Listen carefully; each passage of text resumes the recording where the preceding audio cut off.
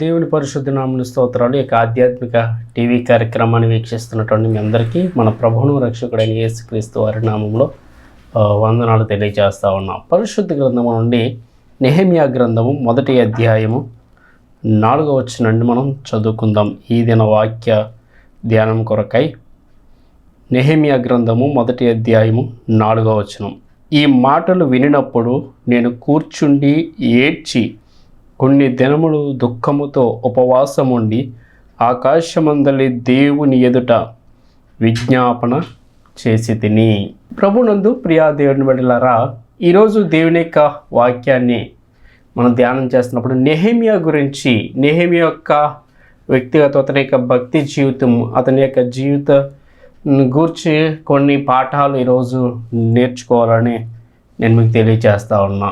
పరిశుద్ధ గ్రంథంలో మనం నెహెమ్యా గ్రంథాన్ని మనం చూస్తున్నప్పుడు ఒకసారి ఆలోచన చేయండి. పాత నిబంధన గ్రంథంలో 39 పుస్తకాలని కూడా 5 భాగాలు చేస్తారు. మొదటిగా ఆ మొదటి 5 పుస్తకాలు పంచకాండాలు, ధర్మశాస్త్రము అని పిలుస్తారు. ఆది కాండము నుండి ద్వితీయోపదేశ కాండం వరకు. ఆ తదుపరి చరిత్ర గ్రంథాలు ఉన్నాయి. తర్వాత ప్రవక్తల గ్రంథాలు, పెద్ద ప్రవక్తలు, చిన్న ప్రవక్తల గ్రంథాలు, అలాగే కావ్య గ్రంథాలు, ఇలా అనేకమైనటువంటి గ్రంథాలు మనం చూస్తాం. నెహెమ్యా గురించి మనం చూసినప్పుడు నెహెమ్యా ఒక షూషాను కోటలో ఒక రాజు దగ్గర ఒక ఉన్నతమైనటువంటి ఉద్యోగంలో ఉన్నాడు. నెహెమ్యా షూషాను కోటలో రాజు దగ్గర ఉన్నతమైనటువంటి ఉద్యోగంలో, అదేంటంటే రాజుకు గిన్నెందించేటటువంటి ఉద్యోగం. అయితే ప్రియులారా, ఇక్కడ మనం చదువుకున్నటువంటి వాక్య భాగాన్ని చూస్తున్నప్పుడు నెహెమ్యా అంట కొన్ని మాటలు విన్నప్పుడు కూర్చుండి ఏడ్చి కొన్ని దినములు దుఃఖముతో ఉపవాసం ఉండి ఆకాశమందలి మరి దేవుని ఎదుట ఆయన విజ్ఞాపన చేశాడు. అసలు ఈయన ఏం మాటలు విన్నాడు, ఎందుకు ఏడ్చాడు, ఎందుకు కూర్చుండిపోయాడు, ఎందుకు దుఃఖముతో ఉపవాసం ఉన్నాడు, అలాంటి పరిస్థితి అసలు ఏం జరిగింది ఏంటి అనేటువంటి విషయాన్ని మనం ఆలోచన చేస్తున్నట్లయితే, యెరూషలేము పట్టణము శత్రువుల చేతికి అప్పగించబడి యెరూషలేము ప్రాంతమంతా కూడా కాలిపోయింది, తగలబడిపోయింది. పట్టణపు గుమ్మాలన్నీ, యెరూషలేము యొక్క 12 గుమ్మాలు కూడా మరి కాలిపోయాయి. పరిస్థితి ఏమాత్రం కూడా బాలేదు. కానీ ఈ యెరూషలేమునకు చెందినటువంటి నెహెమ్యా ఆ టైంలో, యెరూషలేము ప్రాంతానికి ఆ యొక్క పరిస్థితి వచ్చేటటువంటి టైంలో అక్కడ లేడు. నెహెమ్యా ఎక్కడున్నాడంటే షూషాను కోటలో రాజుకి గిన్నెందించేటటువంటి ఒక ఉద్యోగంలో, ఒక ఉన్నతమైనటువంటి ఉద్యోగంలో మరొక చోట నెహెమ్యా ఉన్నాడు. అయితే ప్రియులారా గమనించండి, నెహెమ్యా దగ్గరికి ఆ యెరూషలేము ప్రాంతం ఎప్పుడైతే ఆ విధంగా పాడైపోయిందో, తగలబడిపోయిందో, కాలిపోయిందో, నెహెమ్యా దగ్గరికి కొంతమంది అతని యొక్క సహోదరుడైనటువంటి హనన్యా, అలాగే యూదులలో కొంతమంది ఆయన దగ్గరికి వెళ్తారు. నెహెమ్యా షూషాను కోటలో ఉన్నాడని చెప్పి నెహెమ్యా దగ్గరికి వెళ్ళినప్పుడు నెహెమ్యా యెరూషలేము యొక్క క్షేమం సమాచారం అడుగుతాడు. మన యెరూషలేము పట్టణం ఎలా ఉంది, దేవుని ఆలయం ఎలా ఉంది, దేవుని ప్రజలు ఎలా ఉన్నారు అని చెప్పి యెరూషలేము యొక్క క్షేమ సమాచారాన్ని నెహెమ్యా వారిని అడిగినప్పుడు జరిగినటువంటి పరిస్థితి వాళ్ళు చెబుతారు. ఏమని చెప్తున్నారంటే 3వ వచనంలో, చెరపట్టబడిన వారిలో శేషించిన వారు ఆ దేశంలో బహుగా శ్రమను నిందను పొందుచున్నారు. మరియు యెరూషలేము యొక్క ప్రాకారములు పడద్రోయబడి దాని గుమ్మములు అగ్ని చేత కాల్చివేయబడినవి అని నాతో చెప్పిరి అంటున్నాడు. నెహెమ్యాకి చెప్పినటువంటి ఈ మాట, నెహెమ్యాకి చెప్పినటువంటి ఈ విషయాన్ని విన్న వెంటనే నెహెమ్యా షాక్ అయ్యి వెంటనే ఏమైపోయాడంటే కూర్చుండి అని రాసింది. బహుశా దిగాలు పడిపోయాడు, కుప్పకూలిపోయాడు, పడిపోయాడు, స్పృహ తోలిపోయి ఉండొచ్చు. బహుశా వార్త వినగానే, ఏంటి నా దేవుని ప్రజలు ఉండేటటువంటి ప్రాంతం, దేవుణ్ణి ఆరాధించేటటువంటి స్థలం, ఆ పట్టణం, ఆ దేవాలయం, ఆ ప్రాంతం పాడైపోయిందా, కాలిపోయిందా, ఎలా అయిపోయిందా అని చెప్పి ఆ మాటలు వినినప్పుడు కూర్చుండిపోయాడని చెప్పి దేవుని యొక్క వాక్యం రాయబడింది. ఫస్ట్గా కూర్చుండిపోయాడు. 2 అతను చేసిన పని ఏంటంటే ఏడ్చాడు అంట. ప్రియులారా, యెరూషలేము కొరకు, దేవాలయం కొరకు, పాడైపోయినటువంటి పట్టణం కొరకు, పాడైపోయినటువంటి పరిస్థితిని బట్టి నెహెమ్యా ఏడ్చాడంట. ప్రియులారా, ఏడ్చాడు. ఏడ్చి కొన్ని దినములు దుఃఖముతో ఉపవాసముండి ఆకాశమందులి దేవునికి విజ్ఞాపన చేశాడు. ఉపవాసం ఉన్నాడు. ఏడ్చిన తర్వాత దుఃఖముతో ఉపవాసం ఉన్నాడు. ఉపవాసము అంటే ప్రియులారా గమనించండి, దేవునితో గడిపేటటువంటి సమయము. ఉపవాస దినాన అనేకులు కూడా ఏం చేస్తారంటే ముఖ్యంగా భోజనము మానేస్తారు, నీటిని త్రాగడం మానేస్తారు, ఆహారం తినడం మానేస్తారు, అన్నపానాలు అన్నీ కూడా మానేస్తూ ఉంటారు. నిజమే, అది కరెక్టే. అయితే ఎందుకు అలా చేస్తారంటే ప్రియులారా గమనించండి, దేవునితో మనము గడిపేటటువంటి సమయంలో ఏ విధమైనటువంటి ఇబ్బందికి లోను కాకుండానట్లు, ఏ విధమైనటువంటి ఆటంకానికి లోను కాకుండానట్లు. ఎందుకంటే ఒకవేళ తృప్తిగా మనం భోజనం చేసి ప్రార్థనకు కూర్చుంటే నిద్ర వచ్చేటటువంటి అవకాశం ఉంటుంది. వాటర్ ఎక్కువగా త్రాగి మనము దేవుని సన్నిధిలో ప్రార్థనలో కూర్చున్నప్పుడు మధ్యలో యూరిన్ ప్రాబ్లం వచ్చేటటువంటి అవకాశం ఉంటుంది. అలా భోజనం ద్వారా, ఆహారం ద్వారా ఎలాంటి ఇబ్బందులు రాకూడదు, ఏకాంతంగా దేవుని సమయము దేవునితోనే గడపాలి అనేటువంటి ఉద్దేశంతో భోజనాన్ని, పానాన్ని కూడా మానేసి ఉపవాసముగా దేవునితో గడుపుతారు. ప్రియులారా, పరిశుద్ధ గ్రంథంలో చాలామంది వ్యక్తులు ఉపవాసం ఉండి దేవుని దగ్గర ప్రార్థన చేసి దేవుని ద్వారా గొప్ప ప్రతిఫలాలు చూసినటువంటి వారు పరిశుద్ధ గ్రంథంలో చాలామంది ఉన్నారు. ఎగ్జాంపుల్గా మనం చూస్తున్నప్పుడు హన్నా యొక్క జీవితాన్ని మనం చూస్తున్నప్పుడు, తనకి బిడ్డలు లేనప్పుడు ఆమె ఉపవాసం ఉండి ప్రార్థన చేసి ఒక కుమారుణ్ణి సంపాదించుకున్నట్లుగా మనం చూస్తాం. ఇలా చాలామంది అనేకులు ఉపవాసం ఉండే ప్రార్థన చేశారు.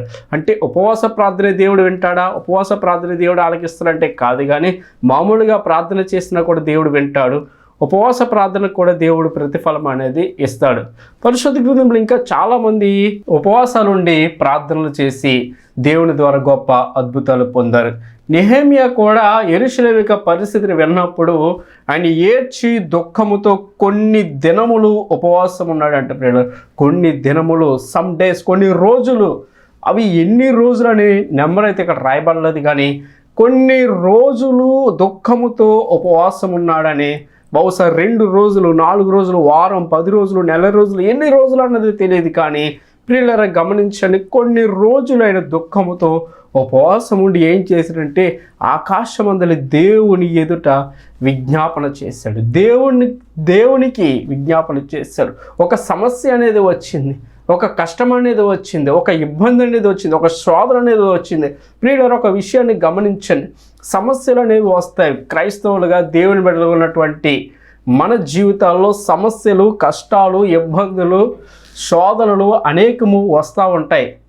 అయితే ఆ సమస్యలు అనేవి, కష్టాలు అనేవి, ఇబ్బందులు అనేవి ఏ విధంగా వస్తాయంటే కొన్ని సమస్యలు ఊరికనే రావు. కొన్ని సమస్యలు ప్రియులారా మనమే తెచ్చిపెట్టుకుంటూ ఉంటాం. కష్టాలు ఊరికే రావు, ఇబ్బందులు ఊరికే రావు. సమస్యలు 2 విధాలుగా, 3 విధాలుగా మనం చెప్పుకోవచ్చు.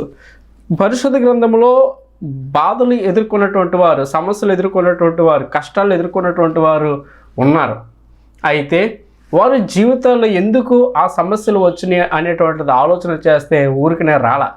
మనం ఆదికాండ గ్రంథం నుండి చూస్తున్నప్పుడు కయ్యోను స్టార్టింగ్లో, కయ్యోను కంటే ముందు ఆదాము అవ్వలు కూడా దేవుడు చక్కని సృష్టిని చేసి, చక్కని ఏదైనా వనమును ఏర్పాటు చేసి, అన్ని రకాల ఫలాలను పెట్టి, మీరు తిని త్రాగి తృప్తిగా ఉన్నట్టు చక్కగా ఫలించి అభివృద్ధి పొంది భూమిని నిండించి దాన్ని లోపరుచుకుని చక్కగా జీవించండి అని దేవుడు ఆశీర్వదించి అన్నీ ఇచ్చి, ఒక చెట్టు ఫల వృక్షాన్ని మాత్రం దాని జోలికి వెళ్ళొద్దంటే ఆ ఆజ్ఞను మీరినందువల్ల వాళ్ళకి ఒక శోధనలో పడిపోయి ఆ తోట నుంచి వాళ్ళు వెలివేయబడ్డారు. సాతాను మాటకు లోబడడం ద్వారా. అంత మాత్రమే కాదు, ఆదాము కష్టపడి పని చేయాల్సినటువంటి పరిస్థితి, వ్యవసాయం చేయాల్సినటువంటి పరిస్థితి వచ్చింది. హన్నా ఆమె చేసిన అవిధేయతను బట్టి 9 మాసాలు బిడ్డల్ని మోసి నొప్పులు పడుతూ, శ్రమ పడుతూ బిడ్డలను కనాల్సినటువంటి పరిస్థితి వచ్చింది. కయ్యను హేబేలు యొక్క జీవితంలో చూస్తున్నప్పుడు కయ్యను దేశదిమ్మర ఎందుకైపోయాడు, హేబేలును చంపడం ద్వారా దేశదిమ్మర అయిపోయాడు. నోవాహు కాలం నాటి ప్రజలు దేవుడు ద్వారా నోవాహు చెప్పినటువంటి మాటలకు వాళ్ళు వినకపోవడం వల్ల వాళ్ళు పాడైపోయారు. సమస్యలు అనేవి ఊరికనే రావు, కష్టాలు అనేవి ఊరికనే రావు. మనము రూతు గ్రంథంలో చూస్తున్నప్పుడు నయోమి ఎందుకు తన భర్తను పోగొట్టుకుంది, ఎందుకు తన 2 కుమారులను పోగొట్టుకుందో తెలుసా? బెత్లెహేములో ఆమె ఉన్నప్పుడు, కరువు వచ్చినప్పుడు, ప్రియులారా గమనించండి, ఆ కరువుని, ఆ సమస్యని ఆమె తట్టుకోలేకపోయింది. మోయాబు వెళ్ళిపోయి అన్య దేశం వెళ్ళిపోయి అక్కడ సంపాదించేసుకుందాం, అక్కడ పోగు చేసేసుకుందాం అని తలంచింది. కానీ దేవుని ప్రజలు ఉన్నటువంటి ప్రాంతాన్ని, ఆయన సన్నిధి ఉండేటటువంటి ప్రాంతాన్ని విడిచిపెట్టి అన్య దేశానికి వెళ్ళిపోవడం వల్లే, ఆమె చిన్న సమస్యలను సహించుకోలేకపోవడం వల్లే తన భర్తని, బిడ్డలను కూడా పోగొట్టుకుంది. అలాగే ఇంకా మనం చూస్తున్నప్పుడు యోనా గ్రంథంలో యోనాను చూస్తున్నప్పుడు యోనాకి ఎందుకు 3 దినాలు చేప కడుపులో ఉండాల్సిన పరిస్థితి, ఓడ అడుగు భాగాలు పడిపోవాల్సినటువంటి పరిస్థితి, సముద్రంలో పడవేయాల్సినటువంటి పరిస్థితులు ఎందుకు వచ్చినాయో తెలుసా? దేవుడు తర్షీషుకి వెళ్ళమన్నాడు, నినివేకి వెళ్ళమన్నాడు దేవుడు. కానీ తర్షీషుకు పారిపోవడం వల్లే కదా. అంటే సమస్యలు అనేవి ఊరికనే రావు, కష్టాలు అనేవి, ఇబ్బందులు అనేవి ఊరికనే రావు. మనకు మనమే తెచ్చిపెట్టుకుంటూ ఉంటాం, అజ్ఞానంతో, అవివేకంతో సమస్యలు అనేవి తెచ్చిపెట్టుకుంటూ ఉంటాం. అది ఒక వ్యక్తి అయితే, కొన్ని శోధనలు ఎలా వస్తాయంటే సాతాను శోధించేటటువంటి శోధనలు కూడా వస్తాయి. దానికి ఎగ్జాంపుల్ మనం చూస్తున్నప్పుడు యోబు గ్రంథాన్ని మనం చూస్తున్నప్పుడు, యోబు దేవుని యందు భయము భక్తి కలిగినటువంటి వ్యక్తే, దేవుని కొరకు నమ్మకం జీవించినటువంటి వ్యక్తి. కానీ సాతాను యోబుని శోధించినటువంటి పరిస్థితి కూడా మనం చూస్తాం. కొన్ని సమస్యలు ఇంకా ఎలా వస్తాయంటే దేవుడే మనల్ని పరీక్షిస్తాడు. దేవుడు మనల్ని ఎలా పరీక్షిస్తాడంటే, అబ్రహాముకి ఇస్సాకునిచ్చిన తర్వాత ఇస్సాకుని బలి చేయమని అడుగుతాడు. ఒక పరీక్ష అబ్రహాంకి. దేవుడికి ఆ బలి అనేది అవసరం లేదు, కానీ పరీక్ష, అబ్రహాం జీవితంలో ఒక పరీక్ష అనేది ఎదురైంది. కొన్ని సమస్యలు ఇతరుల వల్ల, మనుషుల వల్ల వస్తూ ఉంటాయి. మనం చూస్తున్నప్పుడు ఈ నెహెమియా గ్రంథంలో ఆ విధమైనటువంటి శోధనే వచ్చింది. మనం షడ్రకు, మేషకు, అబద్నిగోలను చూస్తున్నప్పుడు వాళ్ళ జీవితంలో ఎదురైనటువంటి పరీక్షలు మనం చూస్తాం. ఇలా బైబిల్లో అనేకమైనటువంటి పరిస్థితులు, అనేకమైనటువంటి సమస్యలు కూడా వచ్చాయి. అయితే ప్రియులారా గమనించండి, ఈ నెహెమియా గ్రంథంలో యెరూషలేము ప్రాంతానికి వచ్చినటువంటి కష్టాన్ని బట్టి, యెరూషలేము ప్రాంతానికి వచ్చినటువంటి ఇబ్బందిని బట్టి, ఆ శోధనను బట్టి నెహెమియా చేసినటువంటి పనులు ఏంటంటే, కూర్చుండి ఏడ్చి కొన్ని దినాలు దుఃఖముతో ఉపవాసముండి ఆకాశమందలి దేవుని ఎదుట ఆయన విజ్ఞాపన చేశాడు. ప్రియులారా, దుఃఖముతో దేవుని ఎదుట విజ్ఞాపన అనేది చేశాడు. విజ్ఞాపన, ప్రార్థనకి విజ్ఞాపనకి చిన్న వ్యత్యాసం అనేది ఉంటుంది.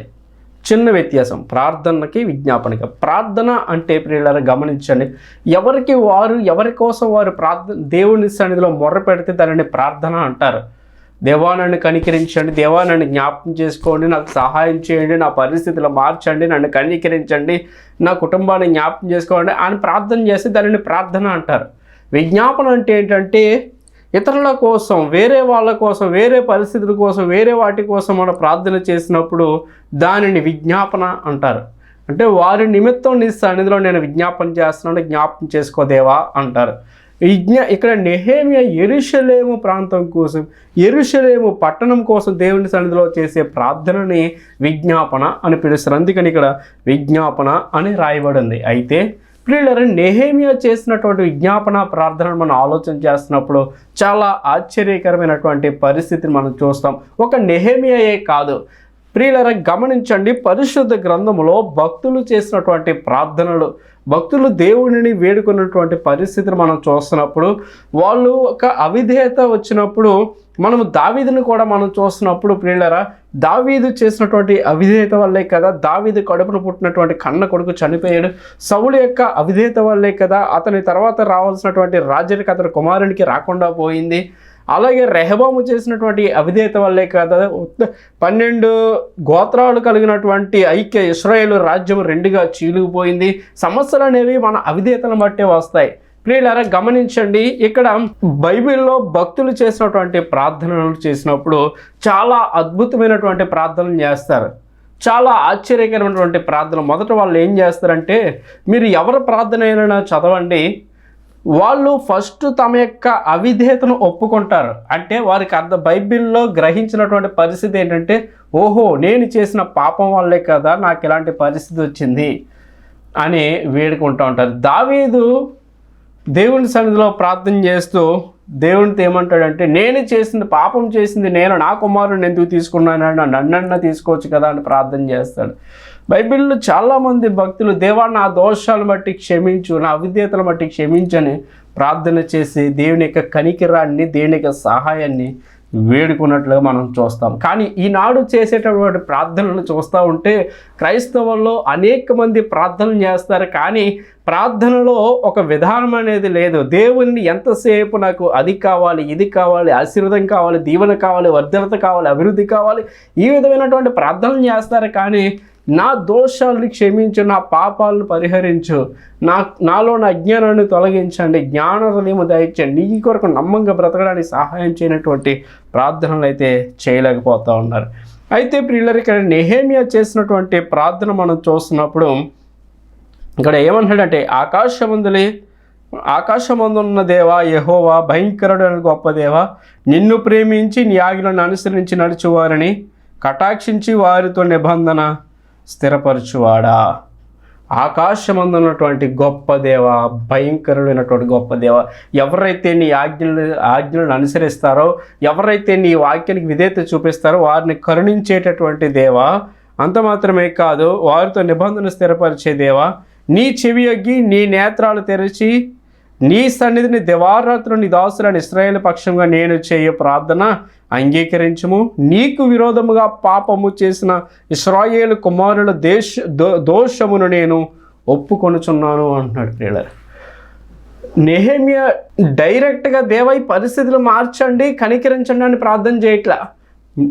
నీ బిడలైనటువంటి ఇశ్రాయేలీలు చేసిన దోషాలను బట్టి క్షమించు, వాళ్ళ దోషాలను బట్టి ఈ పరిస్థితి వచ్చింది, మా పాపం వల్లే మాకు ఇలాంటి దుస్థితి వచ్చిందని చెప్పి నెహెమ్యా గ్రహించినట్లుగా మనకి ఇక్కడ అర్థమవుతుంది. అందుకనే ప్రార్థనలో మొట్టమొదటిగా దేవుని సన్నిధిలో ఏం చేస్తున్నాడంటే పశ్చాత్తాపడి క్షమాపణ దేవుని కోరుకుంటా ఉన్నాడు. డైరెక్ట్గా పరిస్థితులు మార్చేమని అడగట్లేదు, డైరెక్ట్గా శత్రువులు నాశనం చేసేది అని అనట్లేదు, డైరెక్ట్గా పడిపోయినటువంటి దేవాలను నిర్మించే దేవాలని అడగట్లేదు. కానీ మొట్టమొదటి ఇక్కడ ఏం వేడుకుంటా ఉన్నాడంటే, నేను చేయి ప్రార్థన అంగీకరించు, నీకు విరోధముగా పాపము చేసిన ఇశ్రాయేలుల కుమారుల దోషమును నేను ఒప్పుకొనుచున్నాను. నేనును నా తండ్రి ఇంటి వారము పాపము చేసి ఉన్నాము. నేను పాపం చేశాను నాయన, నా కుటుంబం పాపం చేస్తుంది, నీ ప్రజలైనటువంటి మేమందరం పాపం చేస్తాం, అందువల్లే కదా మాకు ఈ పరిస్థితి వచ్చింది, దయతో కనికరించండి, దయతో క్షమించండి అని చెప్పి నెహెమ్యా ఇశ్రాయేలీయుల పక్షంగా, తన కుటుంబ సభ్యుల పక్షంగా, తన పక్షంగా కూడా దేవుని సన్నిధిలో క్షమాపణ కోరుకుంటా ఉన్నాడు. ప్రియులారా, ప్రార్థనకు ప్రతిఫలం రావాలంటే మీ జీవితంలో సమస్య వచ్చినప్పుడు, మీ జీవితంలో కష్టం వచ్చినప్పుడు, మీ జీవితంలో ఒక శోధన, ఇబ్బంది, ఇరుకు ఏదైనా వచ్చినప్పుడు ఫస్ట్ ఆఫ్ ఆల్ ఆ సమస్యకి, ఆ యొక్క పరిస్థితికి కారణం ఒకవేళ మీ అవిధేయత అయి ఉన్నదేమో, ఒకసారి మొట్టమొదట దేవుని సన్నిధిలో గ్రహించుకుని పాప క్షమాపణ పశ్చాత్తాపడి వేడుకుంటే ప్రియులారా ఆ సమస్యకి రిజల్ట్ అనేది చూడగలరు. ఈనాడు చాలామంది ప్రార్థన చేస్తారు కానీ ప్రార్థనకు ప్రతిఫలం అనేది చూడలేకపోతూ ఉన్నారు. ఎంత ప్రార్థన చేస్తారు, ఇన్ని రోజులు ప్రార్థన చేసిన కారణం ఏంటంటే వాళ్ళలో ఉన్నటువంటి అవిధేయత అది అలాగే ఉంటుంది తప్ప దానిని గ్రహించరు, దాని విషయంలో పశ్చాత్తాపడరు, కానీ దేవుడికి అనుగ్రహించారని చెప్పి బ్రతిమలాడుతూ ఉంటారు. కానీ దేవుడు వెయిట్ చేస్తాడు మనం పశ్చాత్తాపడి. ఇక్కడ నెహెమ్యా చేసినటువంటి ప్రార్థన ఫస్ట్ ఆఫ్ ఆల్ పశ్చాత్తాపడుతున్నాడు. ఒకవేళ మా దోషాలను బట్టేనేమో, మా పాపాలను బట్టి ఇలాంటి పరిస్థితి వచ్చింది కనుక దయతో మా దోషాలను క్షమించు అని నెహెమ్యా ఇక్కడ ప్రార్థన చేస్తున్నాడు. అంత మాత్రమే కాదు, నేనును నా తండ్రి ఇంటి వారు కూడా అంటున్నాడు, నీ ఎదుట బహు అసహ్యముగా ప్రవర్తించితిమి, నీ సేవకుడైన మోషే చేత నీవు నిర్ణయించిన ఆజ్ఞలైనను కట్టడలైనను విధులైనను మేము గైకొనకపోతిమి. దేవా, నీ ఎదుట మేము బహు అసహ్యముగా ప్రవర్తించామంటున్నాడు. నీవు నీ సేవకుడైనటువంటి మోషే ద్వారా ఆనాడు నీవు ఇచ్చినటువంటి ఆజ్ఞలను, విధులను, కట్టడలను నీవేమైతే మాకు ఇచ్చావో వాటిని మేము సరైనటువంటి విధానంలో మేము గైకొనలేదు, సరైనటువంటి విధానంలో మేము వాటిని అనుసరించలేదు, నడుచుకోలేదు, అందువల్లే కదా మాకు ఈ పరిస్థితి, దయతో క్షమించని నెహెమ్యా. చూడండి ఎంత అద్భుతమైనటువంటి ప్రార్థన ఇక్కడ చేస్తూ ఉన్నాడు. నెహెమ్యా ప్రార్థన యొక్క పరిస్థితి మనం చూస్తున్నప్పుడు చాలా అద్భుతమైనటువంటి ప్రార్థన ఇక్కడ నెహెమ్యా చేస్తూ ఉన్నాడు.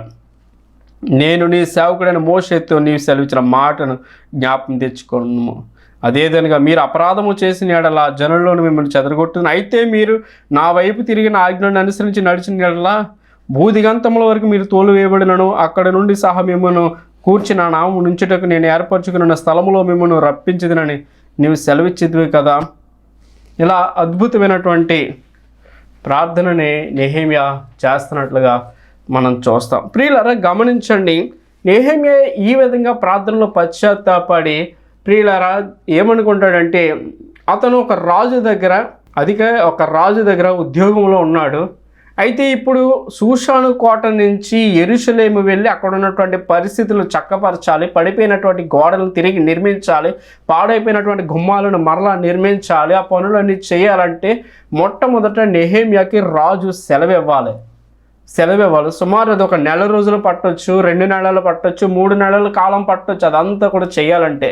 అయితే గమనించండి, నెహెమ్యాకి సెలవు కావాలని చెప్పి రాజుని అడగాలో అడగకూడదో, అడిగితే ఇస్తారో ఎవరు, ఎన్ని రోజులు ఇస్తారో, ఎలాగా ఏంటి అని చెప్పి ప్రియులారా నెహెమ్యా ఆలోచన కలిగి దేవుని సన్నిధిలో ప్రార్థన చేసినప్పుడు దేవుడు నెహెమ్యా ప్రార్థనని ఆలకించి గొప్ప రిజల్ట్ ఇచ్చాడు. ఏంటో తెలుసా?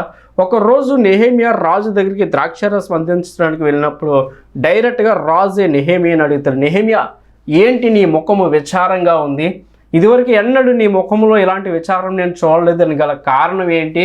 నీకు వ్యాధి లేదు కదా, నీకు బలహీనత లేదు కదా, నీకేమీ రోగం రాలేదు కదా, బాగానే ఉన్నావు కదా, ఎందుకు ఇలా డల్లగా ఉన్నావు అని రాజే అడుగుతాడు. నెహెమ్యా కొంచెం కంగారు పడినప్పటికీ ఆనందించి అసలు విషయం చెప్తాడు. మహారాజా, నా దేవుని ప్రజలు ఉన్నటువంటి యెరూషలేము పట్టణం పాడైపోయింది.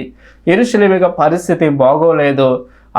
అదే అలా ఉన్నప్పుడు నాకు చింత ఉండదా అని చెప్పి రాజుతో నెహెమ్యా అన్నప్పుడు డైరెక్ట్గా నెహెమ్యాతో రాజు ఏమంటాడంటే, నీకు ఎన్ని రోజులు సెలవు కావాలి అంటాడు. దేవుని స్తోత్రం, హల్లెలూయా. నీకు ఎన్ని రోజులు సెలవు కావాలో, తిరిగి ఎప్పుడు వస్తావు, వెళ్ళు అని పర్మిషన్ ఇస్తాడు. కేవలం సెలవులో పర్మిషన్ మాత్రమే కాదు, కానీ తిరిగి పాడైపోయినటువంటి ఆ పట్టణాన్ని, ఆ ప్రాంతాన్ని తిరిగి నిర్మించడం కోసం నెహెమ్యాకి రాజు కల్పనిస్తాడు, పనివారిని ఇస్తారు, కావాల్సినటువంటి సామాగ్రిని ఏర్పాటు చేస్తారు. నీకు ఎన్ని రోజులు కావాలో అన్ని రోజులు నువ్వు చేసుకో అని చెప్పి రాజు నెహెమ్యాకి అద్భుతమైనటువంటి ఆఫర్ ఇచ్చినట్లుగా మనం చూస్తాం. ప్రార్థన యొక్క ప్రతిఫలం చూడండి. నెహెమ్యా ఎక్స్పెక్ట్ చేసిందల్లా కేవలము సెలవిస్తే చాలు అనుకున్నాడు, పర్మిషన్ ఇస్తే చాలు అనుకున్నాడు. కానీ దేవుడు చేసినటువంటి అద్భుతం ఏంటంటే ప్రియులారా గమనించండి, రాజు సెలవుతో పాటుగా నిర్మాణానికి కావాల్సినటువంటి సామాగ్రిని, పనివారిని కూడా ఇచ్చి నీకెన్ని రోజులు కావాలో అన్ని రోజులు చేసుకుని రా అని చెప్పి నెహెమ్యాకి రాజు చేసినటువంటి అద్భుతాన్ని మనం చూస్తాం. ప్రియులారా గమనించండి, ఇక్కడ నెహెమ్యా ఒక ఉన్నతమైనటువంటి ఉద్యోగంలో నెహెమ్యా సురక్షితంగానే ఉన్నాడు, క్షేమంగానే ఉన్నాడు. కానీ అక్కడ దేవుని సన్నిధి, అక్కడ ఉన్నటువంటి ప్రజలు, అక్కడ ఉన్న పరిస్థితులు బాగోకపోతే నేను బాగానే ఉన్నాను కదా, నాకెందుకు వచ్చిందిలే అని అనుకోలేదు. ఈనాడు ప్రియమైన క్రైస్తవ జనమ, ప్రియ దేవుని బిడ్డలారా, ప్రతి ఒక్క వాక్యం ఉన్నటువంటి నువ్వు ఏ సంఘానికి చెందినటువంటి వ్యక్తివో నాకు తెలియదు, కానీ నువ్వు ఏ సంఘానికి చెందినటువంటి వ్యక్తివైనా సరే నీ సంఘములో నీ పాత్ర ఒక నెహెమ్యాలా ఉండాలి. నెహెమ్యా వలె సంఘ క్షేమం కొరకు, సంఘ అభివృద్ధి కొరకు పాటుపడేటటువంటి పరిస్థితి నీ జీవితంలో ఉన్నదా? ఒకసారి ఆలోచన చెయ్యి. ఈనాడు చాలామంది సంఘాన్ని సరిగా పట్టించుకోరు, మందిరాన్ని సరిగా పట్టించుకోరు, మందిర పరిచర్యకి సరిగా రారు. కేవలం కొంతమంది ఎలా ఉంటారంటే మందిరానికి రావటం వెళ్ళటం అంతే, వెళ్తున్నామా వస్తున్నామా అలాగే ఉన్నారు. కానీ నెహెమ్యా చూడండి, నేను ఎక్కడ ఉన్నాను, నాకు ఎందుకు వచ్చిందిరా అని అనుకోలేదు. నెహెమ్యా ఒక సేవకుడా కాదు, సంఘ పెద్ద కాదు, మందిరం కట్టించిన వాడా కాదు, లేదంటే ఆ ఊరిలో ఏదన్నంటే ఒక నార్మల్ పర్సన్. అయినప్పటికీ నెహెమ్యాలో ఉన్నటువంటి భారము, నెహెమ్యాలో ఉన్నటువంటి బాధ్యత మనం చూస్తున్నప్పుడు సంఘములో ప్రతి ఒక్కరు కూడా నెహెమ్యా వలె సంఘములో, నువ్వు ఏ సంఘానికి చెందినటువంటి వ్యక్తి అయినా సరే, మీరు మీ స్థానిక సంఘములో నెహెమ్యాలాగా నమ్మకంగా ఉంటే సంఘ క్షేమం కొరకు పాటుపడేలా ఉండండి. నమ్మకంగా దేవుని సన్నిధికి వెళ్ళండి, సమయానికి దేవుని సన్నిధికి వెళ్ళండి. మందిరంలో ఏ అక్కరాలు అవసరాలు ఉన్నాయా ఆ మీ వంతు సహాయ సహకారాలు మీ సేవకునికి అందించండి, అది మీకు క్షేమమై ఉంది. ప్రియులారా గమనించండి, మందిరంలో నెహెమ్యాలాగా ఉంటే మీ జీవితంలో అలాంటి అద్భుతాలు, ఆశ్చర్యకార్యాలు అనేవి చూడగలరు. ప్రియులారా ఈనాడు చాలామంది అసలు మందిరాన్ని పట్టించుకోరు, కనీసం మందిరాన్ని ఓడవడానికి కూడా ప్రయత్నించారు, మందిరంలో చేపలు వేయడానికి ప్రయత్నించారు, మందిరంలో ఒక సౌండ్ సిస్టమ్ పెట్టడానికి ప్రయత్నం చేయరు. ఎందుకని? మందిరంలో ఒక బాధ్యత ఉందని జీవితంలో. నువ్వు రక్షించబడి ఎంతకాలమైంది? దేవుని సన్నిధికి నువ్వు ఎంతకాలంగా వెళ్తున్నావు? వెళ్ళి వచ్చేయడమేనా నీ పని? వెళ్ళడం రావడమేనా నీ పని? మందిరంలో ఏ బాధ్యత తీసుకోవా? మందిరంలో ఏ పరిచర్య చేయవా? నీవు మందిరంలో పరిచర్య చేయండి, మీకెంతో క్షేమమై ఉంది. ప్రియులారా గమనించండి, దేవుని పరిచర్య చేయడానికి, మందిరంలో పరిచర్య చేయడానికి ఏమాత్రం కూడా సిగ్గుపడొద్దు. నేను నా చిన్నతనం నుండి కూడా మందిరంలో పరిచర్య చేయడం నేర్చుకున్నాను. ఎలిమెంటరీ స్కూల్ నుంచి, హై స్కూల్ నుంచి మేము మందిరంలో తుడవటం, కడగటం, బరకాలు వేయడం, చాపలు వేయడం, బూజులు తుడవడం, సౌండ్ సిస్టమ్ పెట్టడం, అనేకమైనటువంటి పనులు మా చిన్నతనం నుండి నేటికి కూడా మేము ఆ విధంగా చేస్తూ ఉండబట్టి దేవుడు నన్ను ఆశీర్వదించి నా జీవితంలో ఎన్నో అద్భుతాలు చేశాడు. ఇప్పటికీ కూడా నేటికి కూడా నేను మందిరాన్ని కడుగుతా, చాపలు వేస్తాను, సౌండ్ సిస్టమ్ పెడతా, అన్ని పనులు చేస్తాం, డోర్ మ్యాట్స్, ఎవ్రీథింగ్. ప్రియులారా నేను చెబుతాను, రక్షించబడి మారు మనసు పొందినటువంటి ప్రతి వ్యక్తి కూడా మందిరంలో ఏదో ఒక పరిచర్య బాధ్యత కలిగి ఉండే, ఏదో ఒక బాధ్యత తీసుకుంటే అది మీకు క్షేమం. ఏదో ఒక పరిచర్య, ఈ వాక్యమైన నీవు ఈరోజే నీ సేవకుడి దగ్గరికి వెళ్ళి, అయ్యా నాకు ఒక పనిని అప్పచెప్పండి, ఒక బాధ్యత నాకు, నేను ప్రతి వారం ఆ పని నేనే చేస్తా అని ఒక్కొక్కరికి ఒక బాధ్యతను తీసుకొని మందిర క్షేమం కొరకు మీరు పాటుపడండి. నెహెమ్యా వాళ్ళే. నెహెమ్యా యొక్క జీవితం మనకు ఎంతో గొప్ప మాదిరి అయి ఉంది. ప్రార్థన చేసుకుందాం.